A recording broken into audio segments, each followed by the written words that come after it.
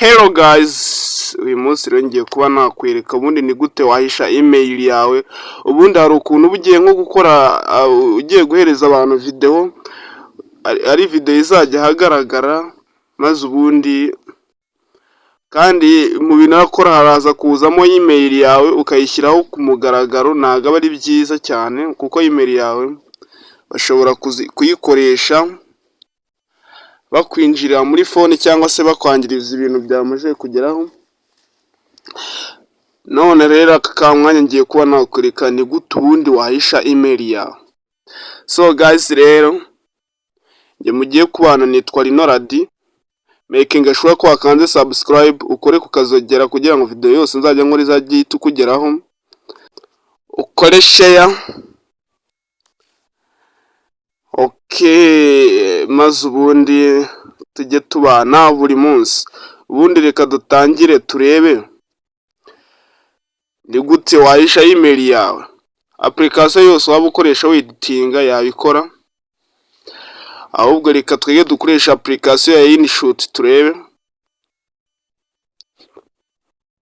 Murimo murabibona, uzaza muri InShot yawe ufate aka video kariko kose urimo urakora, ariko ngiye reka dukoresha iyi foto.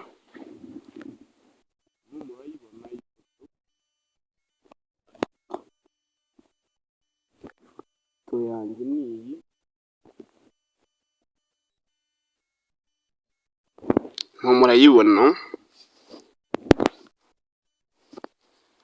reka dukoresha iyi foto ubundi turebe ni gute wayihisha. Uraza scrolling muri tuno tuntu twa hano hasi, maze ubundi shaka kanditseho effect murimo murakabona. Effect dore ngaka, aka ngaka murimo murakabona. Effect ite tukemezaho, kandi nanone handitse effect. Tuze scrolling muri ubu buntu bwo hejuru, dushaka kanditseho style cyangwa se style. Ngaka style twakagezeho, murimo murakabona style. Okay, style rero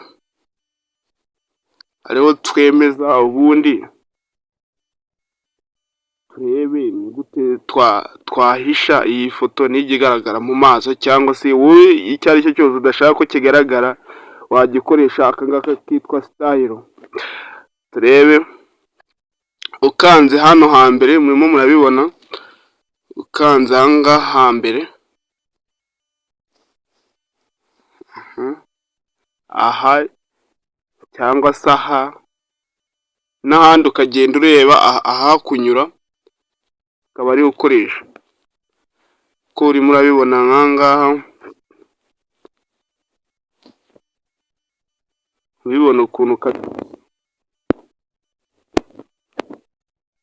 murabibona, ntabwo wamenya ngo uriya ninde. Ubwo rero abaye ari nka email yawe, ntabwo umuntu yajya amenya ngo bundi iyo email ntiyamenya ngo ni igiki, ariko ukirinda gukoresha aka ngaka kanditseho InShot Pro kuko kaba kishyurwa.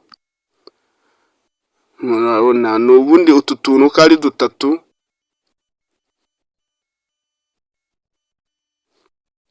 tungutu aka n'aka nitwo uko ari tubiri, nitwo wajya ukoresha uko ari dutatu, ariko aka ngaka ko karishyurwa.